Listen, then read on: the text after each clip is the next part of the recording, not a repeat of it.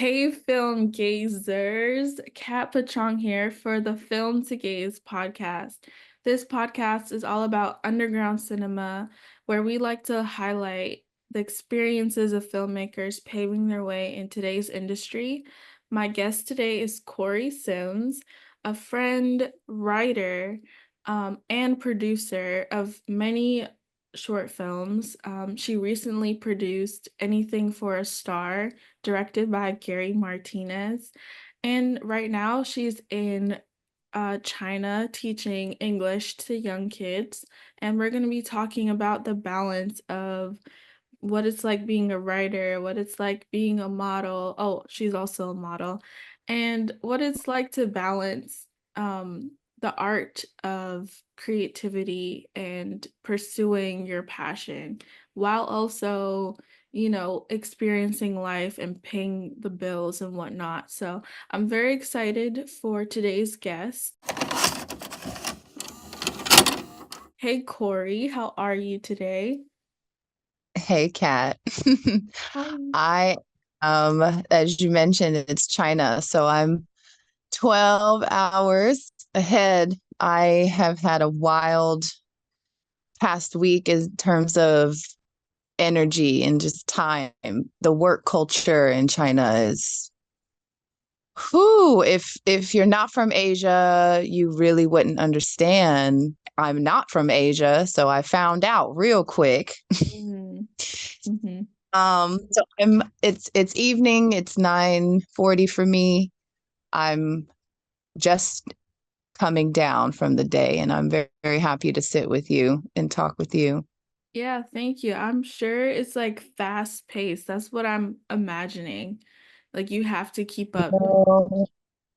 You do. You absolutely do. And I think it's just embedded in their culture because if they can't do it, they will find somebody who will do it. Mm. There's absolutely nothing that they don't like nothing there is no for an answer. There's not a no for an answer. Um and they push and I see that in the children. I think working with the kids has been very rewarding, but also uh, uh, a an interesting position as an observer because these kids are just stretched. They're infinite potential, just like any child from any part of the world. But this culture really prioritizes polishing them and crafting them and not making them see any limit, none whatsoever. I mean, they Wow. really know how to harness the infinite, coming from a culture where, even kids are like, well, I'm tired and that's too much for me. And it's like, that's not a thing here. That's not a thing here. Right. And It's it's refreshing in a way, it's motivating too. right. Maybe that, That maybe is that ties into the topic of like balance, right? Like how do you find the balance by remaining creative, remaining available, being disciplined? I have to admit, um, as a writer, I'm still finding my voice. Uh, and no, I don't think I put uh, being a screenwriter as the top priority. I mhm. think at most I do prioritize poetry, and I think I'm finding my way through memoir. I have a client at the moment and I'm helping her write a memoir, more like a average word count novel. Mhm. That would be around 56 to 65,000 words. And with any book, I don't think, unless you yourself have put yourself through that process of writing on top of selling yourself, meaning your book, but also you as the brand, because publishing has changed so much, that takes years. Yeah. And I think that that's what's turning me away, I think, from film itself at the moment because it's such a wheel turner. I mean, as soon as you get in, they want to crank you and crank something else out of you. I also think that we just reach for low hanging fruit these days. I think there are good films. I think there's amazing films still coming out in postmodern time, but I really want to give myself the chance to blossom and develop and understand what is my voice. And I do have a lead. I full-heartedly believe you cannot tell any other story better than your own. If you don't even know your own story, and it's not just your life, your own story entails your community, your culture, your parents, your experiences, what you've seen, you know, what you've witnessed. So that takes time, It that does. takes time. I want to give myself that. I don't know if you feel that way I about writing. Yeah, I what you pointed out about they crank you out, that's kind of how I feel about a film school in particular, and just how they crank out people just to be, to in my opinion, at the bottom. And through this podcast I realized that a lot of people have big aspirations, but it's hard to like break through industry sometimes because you need that time. And I think some people expect to get in right away, and through that expectation they quit early. And then other people understand the long haul and understand like networking sideways, and still, even though you want to be a writer director, you have to start somewhere else. Mm.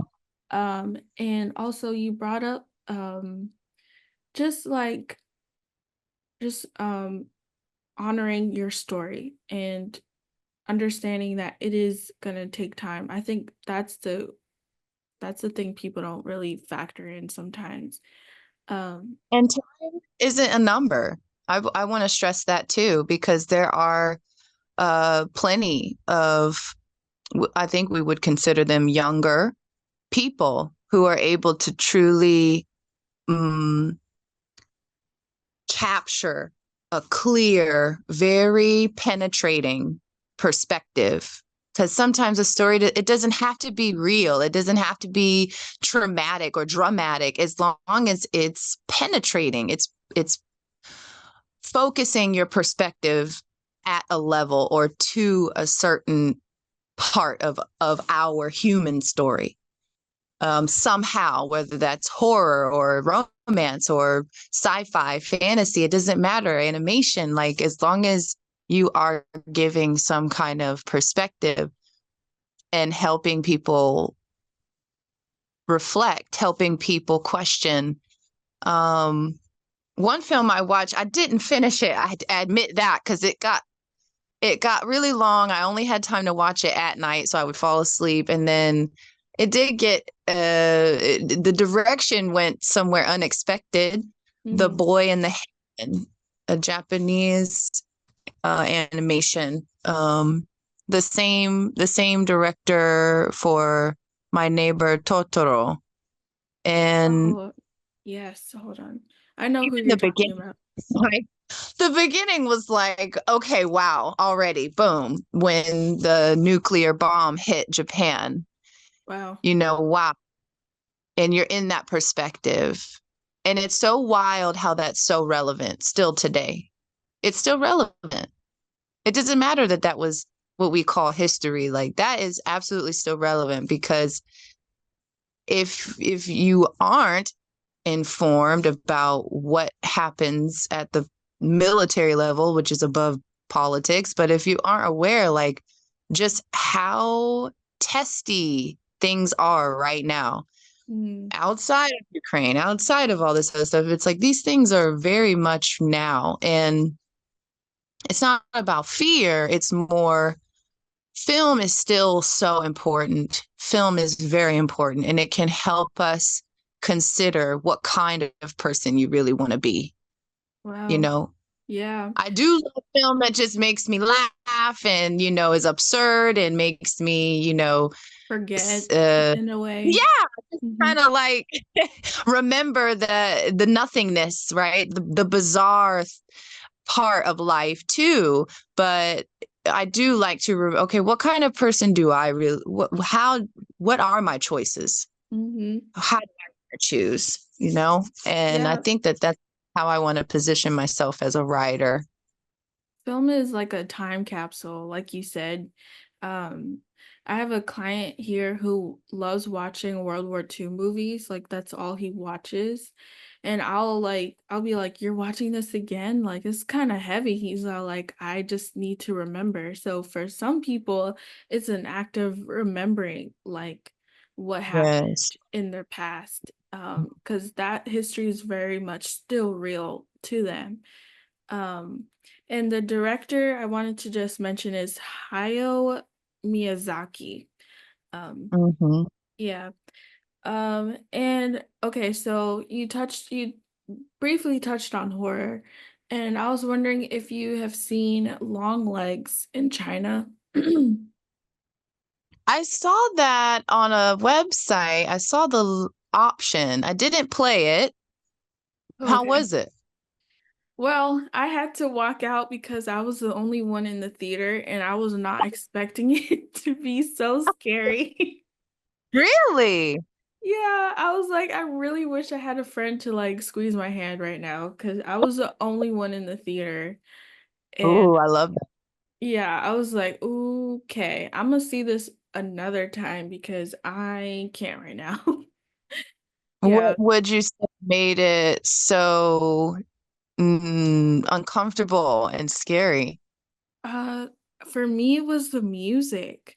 Like there Oh. was this, I felt it. It was like vibrational, honestly. There was like an ominous tone throughout the entire first act, I would say, that just gave me the chills. It was that Mm, part. Yeah. And mm, it was it was the music. The sound makes the difference in a movie, and I felt it in that theater. So, mm. yeah. I'm gonna, oh, Say again? I'm gonna check it out. I did Yeah, see the thumbnail for it, right. but I passed on it. I don't know. I haven't. I am absolutely I would say a horror junkie. I mean, between my grandfather, my mom wasn't a big horror person, but she allowed my brother and I to watch it because we liked scary things. Hmm. And my first horror film was Carrie, the original. Oh, I don't understand all these remakes. I mean, yeah. I think it's to get kids uh reintroduced to story. I think that's the point. That's the pro of it, to like test the validity of a story. It's almost like science, right? Like something is not a fact unless you can prove it over and over and over and over again. So if you can do a remake of a story, then that proves its validity. It holds water. But I don't know. It's just like, okay, we already have the book. So Yeah, what I are we read the really book. It was good. like? I don't know. I'm not a big fan of remakes across the board. There's Some a remakes are lot. Th- good. There's a lot. It's like a formula. I call it like the Cinderella formula. They just rinse, repeat, rinse, repeat, rinse, repeat. It's too much. I just and then even like erasing some actor and actresses' legacies, like Hmm. everyone dies, right? Everyone dies. But once you give your all for something like a book, like a film, like a performance, like a song, a poem, like it, even something you make, like a dress, like those things stay um in some way because you've inspired someone, you've gifted a memory for someone. I don't know, I just feel like with all this, it's not even refurbish, it's like just you burn it down and then you're like trying to build something new, like these high rises these days. It's like completely taking over original Yeah. buildings. I don't know. I That's just my I see your taste on horror. perspective. Yeah. It feels like that with that genre anyway. I hope to get in that mood again. I haven't really been in that mood lately.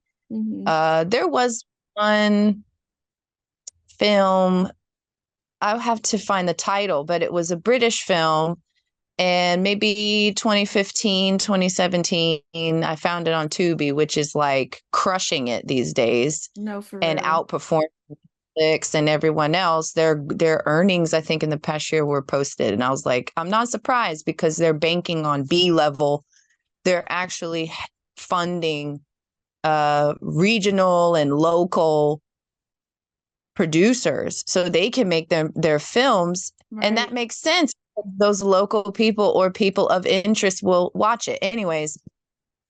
So this British film, much like the trend with horror right now, which is psychological, most of it is about the reality and the horror of mental brokenness, psychological brokenness, and Hmm. showing that. And this guy was haunted by this puppet.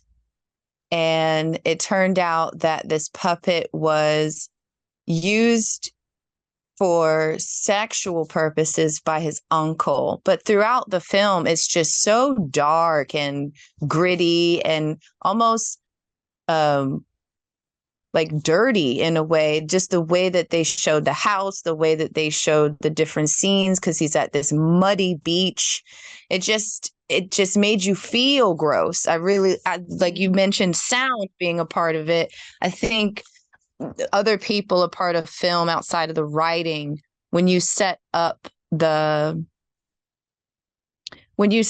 stage, when you set up the scenery, that should Hmm. also play part of how it makes you feel Yeah. to contribute to the story. And that it made me think of that was the last horror film that made an impression on me, made me still remember it. Like, ooh, it just it made my skin crawl to Yeah. think that this may be a reality for someone right now, or if that was my reality, oh, I wouldn't want to go there at all. You're immersed in the world. That's a good film then, in my opinion. I have Um, to find. you mentioned a little while ago about like the erasure of certain artists and stuff like that. And Mm, recently I went down a deep dive of Brittany Murphy and her films and how mm, she was just like a light. Like she would transform the most mundane character into something spectacular. And I'm not just talking like Girl Interrupted or Uptown Girls, because those are great films in my opinion. But like her earlier work where I don't know, I just feel like she's been typecasted as like either crazy or super ditzy or something, but she'll just take whatever character, how flat it is, and just transform it. And mm. have you have you found someone that really speaks to you in that way in terms of acting or Yeah, there is a different film, completely different genre. It's Jake Gyllenhaal's sister, Maggie. And mm, I really like her because she's now been on she's worn multiple hats now. She's been an actress for a long time, and she wrote her film and directed her first film maybe 3 years ago, um, about a mother of two girls. She's a professor and she's on a vacation in Greece. And in Greece, she starts to remember what motherhood was like for her, which was an interest. It was not just interesting, it was revealing that to be a mother is a sensitive, very, at times, possibly guilty experience. But I mentioned Maggie because she played this role once as a kindergarten teacher. Mm-hmm.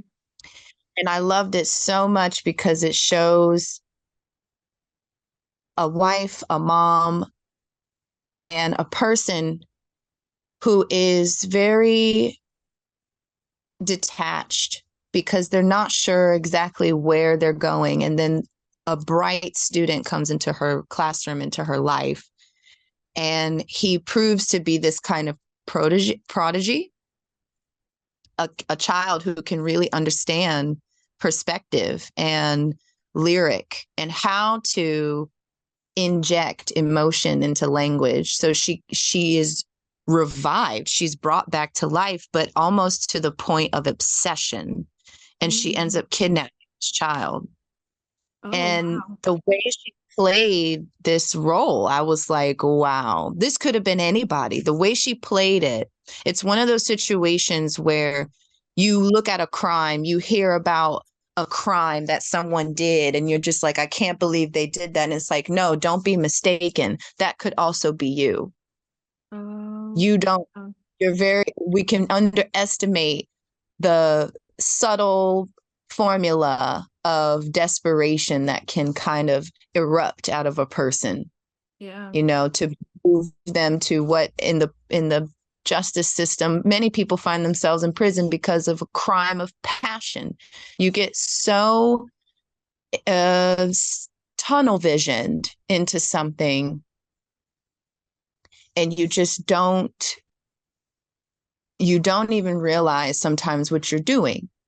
That could happen to just about anybody if you really are not satisfied with your life. So it's important to be present. It's important to be truthful to yourself. Are you happy? And if the answer is no, then you really need to prioritize that, because you could really find yourself into some circumstance. Maybe Mm-hmm. not, you know, the level of kidnapping, right? Or Right. murder, even like a drug addiction. That's possible, but it's like that progression. It's a progression. It's never like immediate.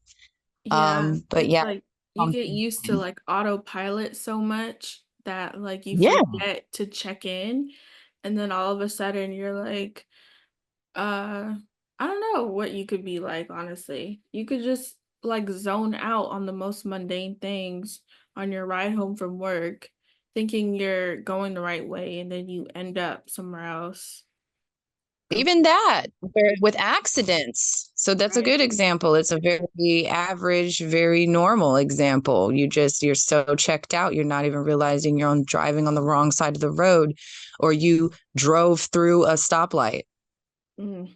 Where are you? What are you thinking about? Like, that's a very, very simple, um, I would say common experience if you're so detached from your life because you're not happy or you're not fulfilled. Um, It's a scary I place mean, to be, but I feel like we can all like connect and empathize with that because I don't know. I feel like a lot of us have been there, but it's like, how do you get yourself out of that?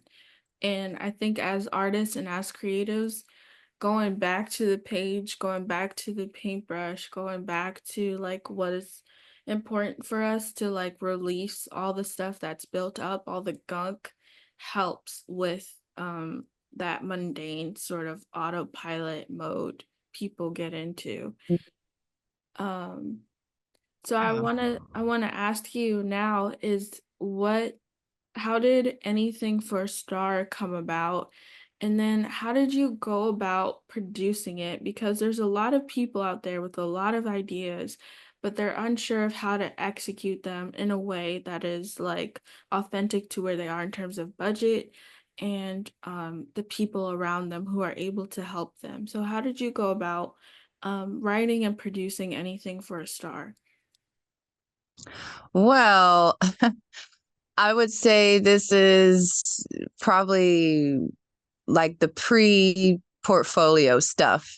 I had the pleasure and the ability to network with some I would say veterans who are in the industry out in California, and they're, very supportive and able to share, like, look, this is a stepping stone, something to show you what you like, something to show you what you can develop. So that's what this was for me. I discovered my ability to write, my necessity to write, rather, as an adult. It was dormant for such a long time. So I found the competition, a writing competition, through a Japanese artist who creates absurd, very, very bizarre images, and I can't get enough of it. It's wonderful to me. And for 13 years, he ran this self-invested competition.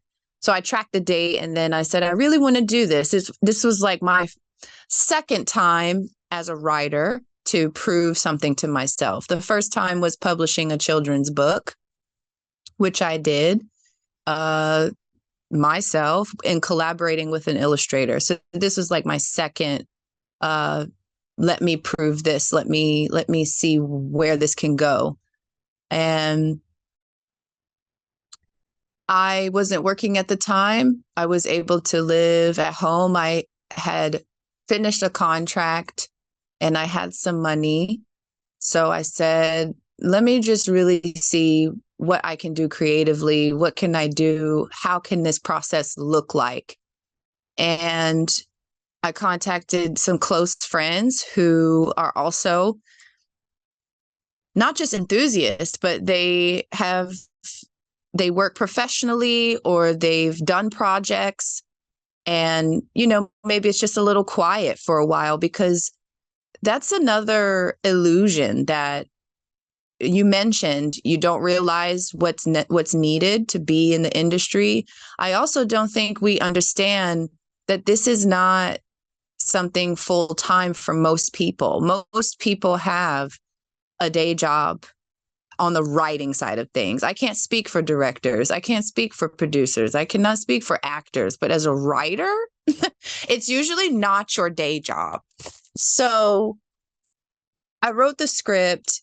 I shared it with a friend who has a lot more professional background, and I allowed him to completely take over the canvas and suggest and edit. And we came up with a more fluid, very believable scenery and acting between our characters.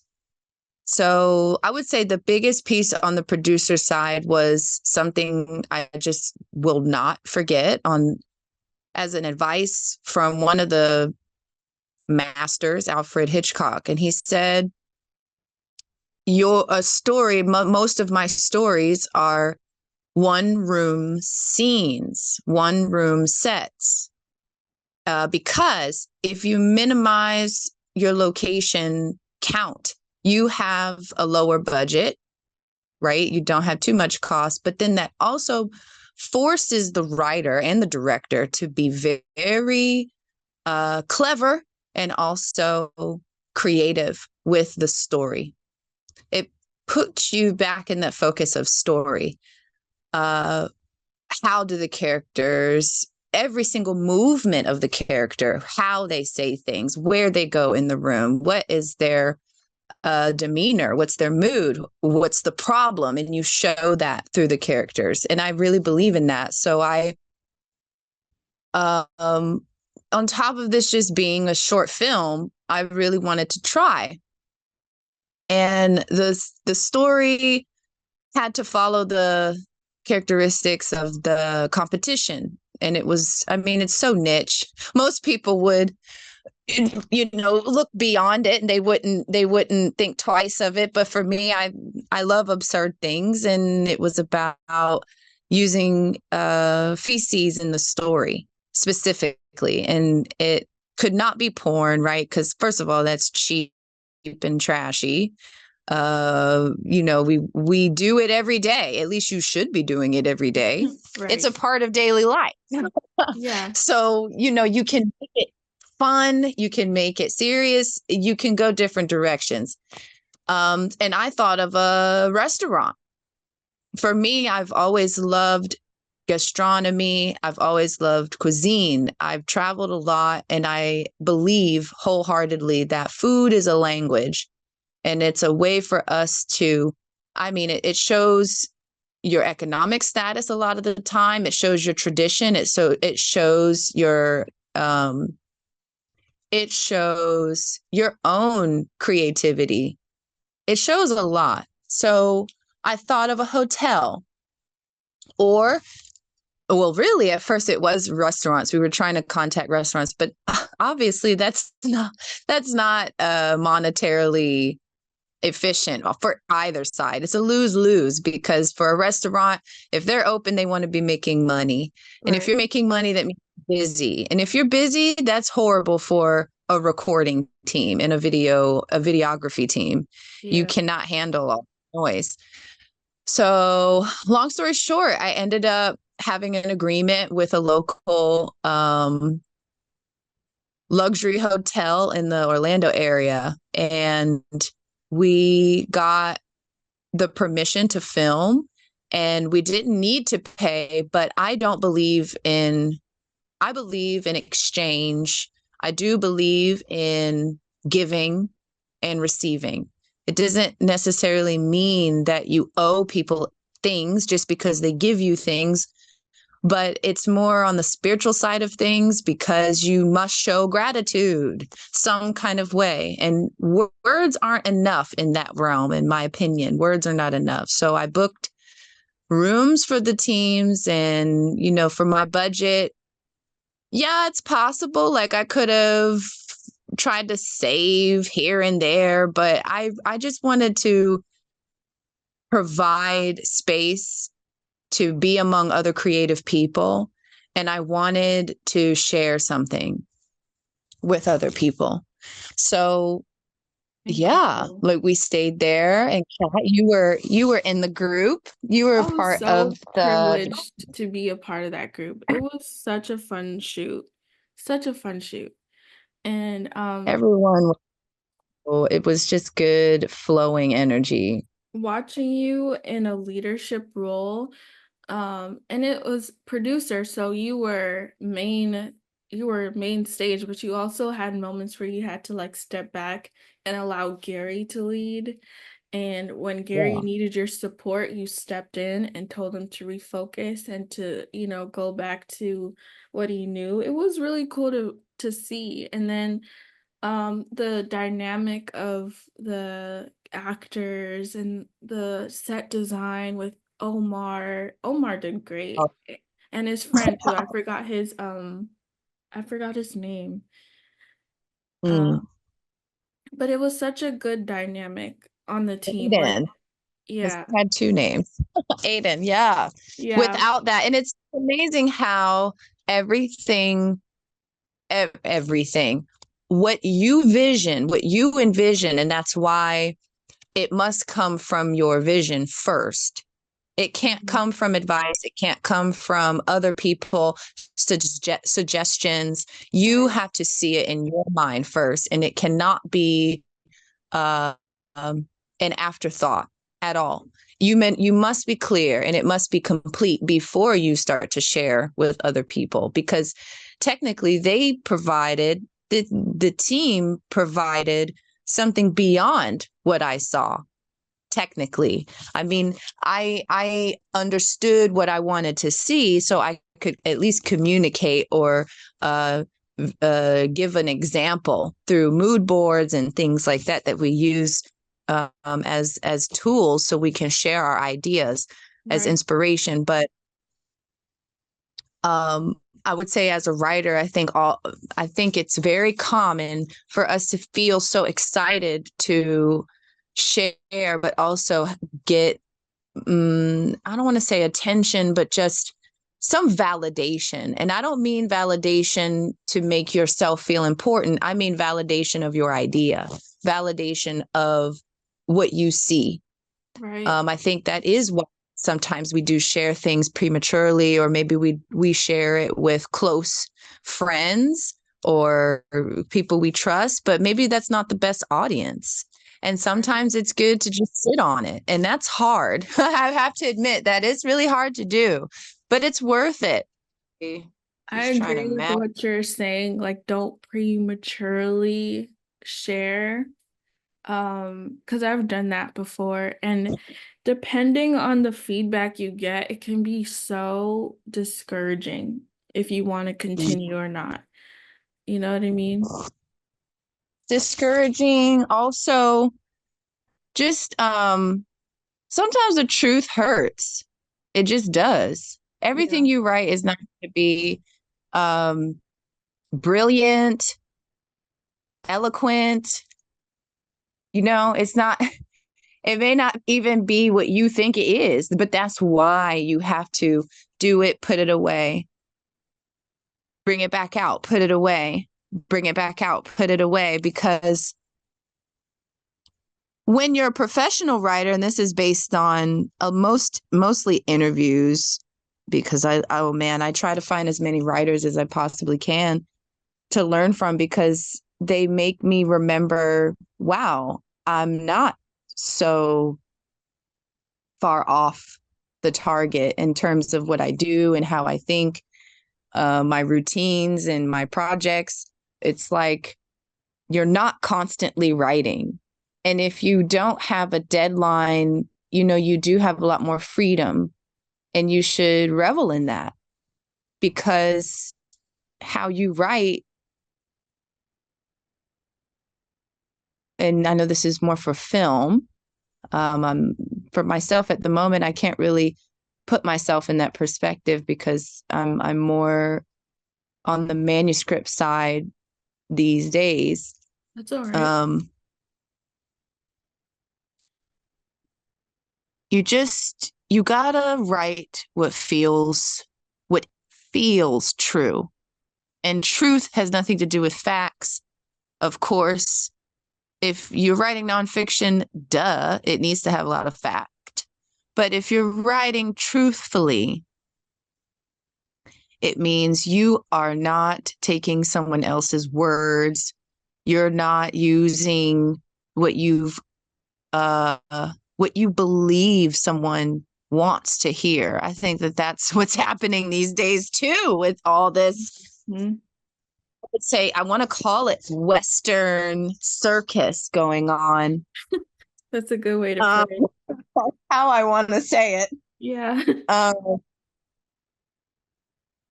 man, there, I cannot remember the film platform. It's a website. I cannot remember the name of it. I don't think it's Blacklist. It's something else. But someone posted about crying when they're writing, and they're like, it's not that it's emotional, or I'm writing something so, personal to my life or anything like that. It's just, have you ever cried when you're writing? And yes, for myself, but others too are like, that's a signal that you are writing truthfully. Does that mean it's the only signal and the true signal? No, but you will have that feeling of when you've truly hit the target of something, and only you know that. That's not what anyone else needs to know. Once you're ready, there's editors all over the world who are ready for you. There's producers all over the world ready for you, right? And they're the ones that will clean it up. But you got to give them something to work with first. And Yeah. only only you should be able to tell when that point is ready. You gotta get it on page That's first. right. Yeah. For anything. Um, I love what you said. The Albert Hitchcock quote is so key because, like, I feel like a lot of people are like, well, we need a chase scene, we need like a crane, we need all this stuff. but the story is not even fully developed. And no shade, but I feel like a lot of Hollywood movies are like that. They have all the money in the world, but the story is straight caca. And I'm just like, what am I watching? Like, it's For shot real. nice, but like they're not saying anything. I don't feel anything. You know, Mm-hmm. it took a lot for me to walk out of Long Legs because I was feeling something so uncomfortable. It was like a mirror I didn't want to face right now. You know what I mean? I was like, not right now, too much. So it's just, it goes back to story. It goes back to what can you do in a small room. And when you were talking, it reminded me of like going to see a play. You only have the stage. So you can't say, okay, audience, now we're gonna go outside because we're gonna watch people do a shooting fight. It's like, no, everything happens on stage. And if people can narrow it down and think like, okay, so how can I tell a story? And the only thing in the room is like a table and like a gun and a painting on the wall. How are all those three things plus the actor gonna talk and communicate to each other, you know? So that's I'm just so happy in theater and stage because that's what I've been,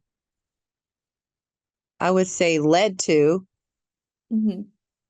Before scripts, I was reading stage plays. I really enjoyed just the dialogue. I enjoyed that very much because I guess in my mind I could differentiate the voices. I could tell where the tension was and understand the importance of, the scene at the moment.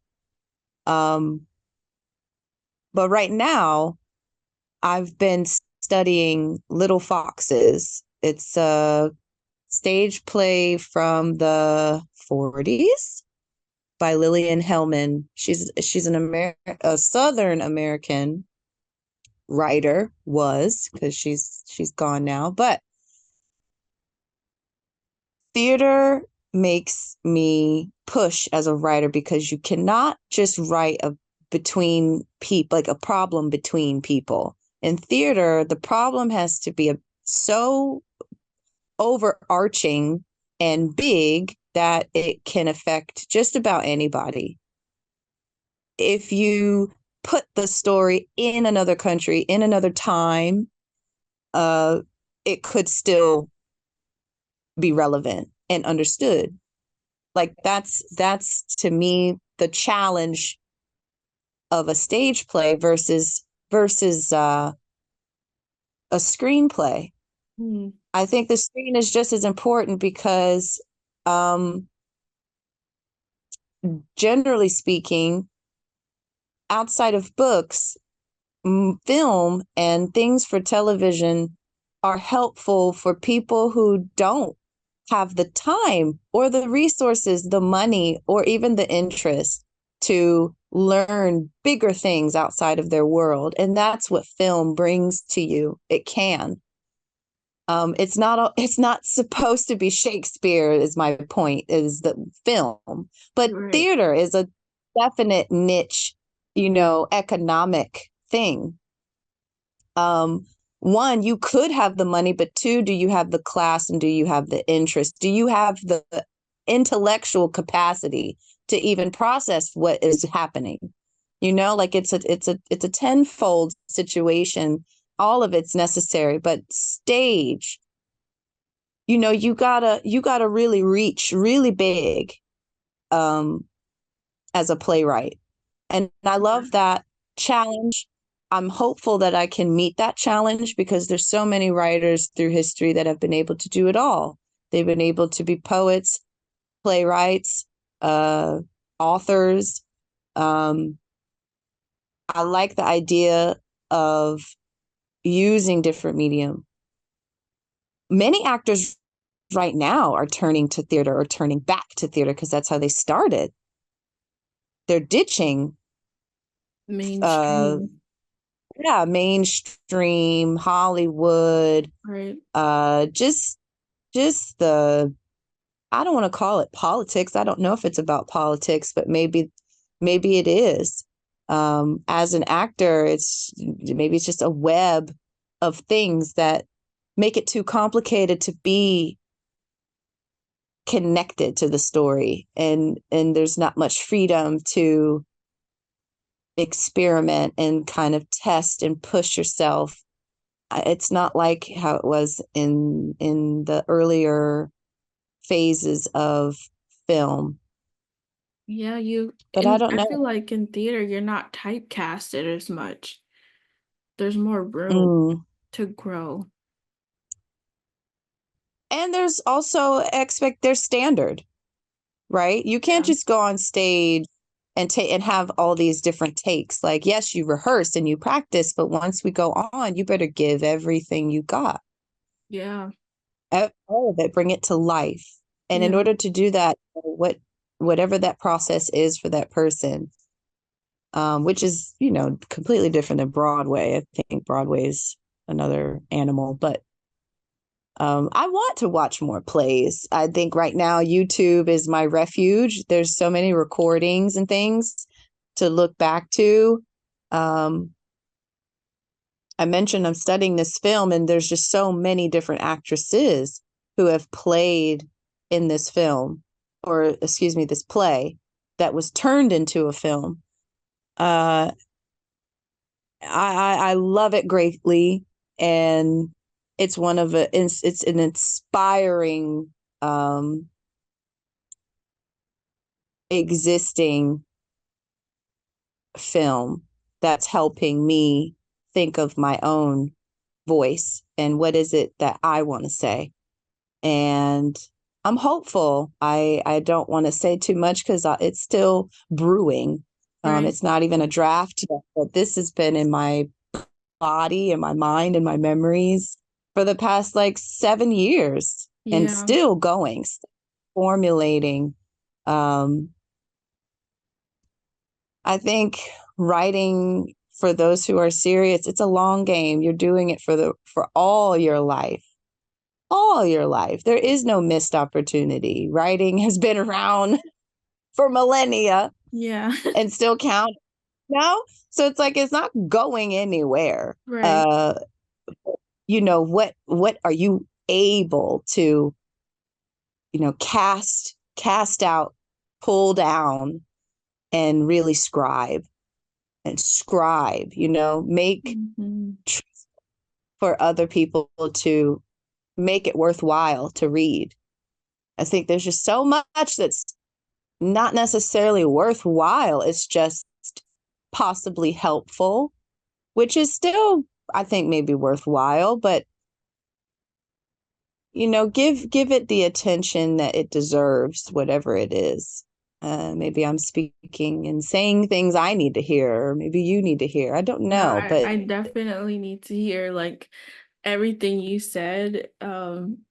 Everything you said, you touched on. I'm just like, yeah, I need to like go back and just revisit the stuff that I started and not have such a critical eye towards it and just write and hopefully be I can cry, you know? patient. Be patient. It's not. I don't like the idea too. You mentioned school, like on the academic side of things, they make you believe it's a start, progress, complete, close thing Yeah. when it comes to creativity and producing. Now, don't get me wrong. Yes, you should have goals, right? If you want to create an EP, you got to get in there. You need to practice. You want to finish. You want to make. Uh, you want to finish or start a book. Have a complete manuscript so you can, get it edited and shop around. Okay, fine. You want to have a portfolio. Yes, I understand that those things absolutely deserve deadlines, right? But that has nothing to do with what it is you're really trying to say. I think that's what I mean when it comes to be patient, when it comes to being truthful. If you make a deadline for yourself because you want an item, you want something tangible to be made, most of the time that's because you want money. You need money, Mm. right? But Mhm. that's not really what art is about. That's not really what creativity really is about. And that's on the music side of things, I think that's the stereotype that someone's first album is their best album. And anything after that is really, I don't know, brand, Yeah, portfolio. It depends on the artist. depends. On the Yeah, it definitely depends. Hmm. That's more of a stereotype. I just As a really like writer, the, sorry, go ahead. no, go, go, go. I just really like the encouragement you're providing through your story. Because like you said before, uh, being a writer is not a full-time job. And you sent me a Reddit thread earlier, I think, of people saying like, "Oh, I'm a construction worker, but like before I get to work, I sneak in like 30 minutes to like get these few words on a page because it's been on my mind since yesterday." Or I'm a teacher, but once those kids are at lunch, I am writing. It's like you have to fit it in, and it's never going to stop. Like you said, it's continual no matter what you're doing, no matter where your career is. And writing is such an integral part of film because you have to start with the script. So I feel like what you're saying is gonna hit home for those who have like dusty files on their computer that haven't seen the light of day. Right. Respectfully. No kind of love. They just shivering over there waiting for you. Yeah. It's it's a calling. I really believe that. Writing finds you. You don't find writing. If you have that a part of your, I would say daily, if not just a part of your feeling fulfilled, feeling whole. You know, I myself have just been rooted in a project. So it's not my own, but I'm taking much pride in establishing a story that I have been able to connect with because of the questions I've asked and digging deeper and helping, reveal what happened, what is the thing and the part of this point of time that truly is unanswered for you, right? Like, what is it? And being able to point that out is making me very invested. Other than that, I just pulled out my old poetry I've done in the last like 2 years and did some editing. And I'm like, wow, like I'm able to see what must develop, but I'm so happy to see like, okay, I have my own perspective. I have my own way of revealing something in myself or of the world. And that's one part of my future here in China because well, I haven't shared this with you yet, my friend, but I am not looking to leave anytime soon. And just seeing how things are changing so quickly here, I want to be a part of that. And I think poetry is something that's coveted in this culture. They absolutely love poetry. The children have to memorize it and recite certain poems, and it really has nothing to do with communism, but they do have revered poets that they keep alive through their education system. I think that's wonderful. Um, so since being here, environment and travel in general stimulate a lot of my perspective. And since being here, um, I've been able to generate some poetry, and I want to continue to do that and create some kind of um, collection to publish and I was share. just about to ask, are we getting a Cori collection from you? I'm hopeful to do that. I just, when it comes to collection, it needs to have some kind of cohesion, some kind of message. I haven't gotten there yet, but I do have a lot of travels under my belt. So there's much perspective when it comes to where I've been, what I see, and it is highly related to the environment, highly related to the point in time in that place as well. Mhm. City, tree.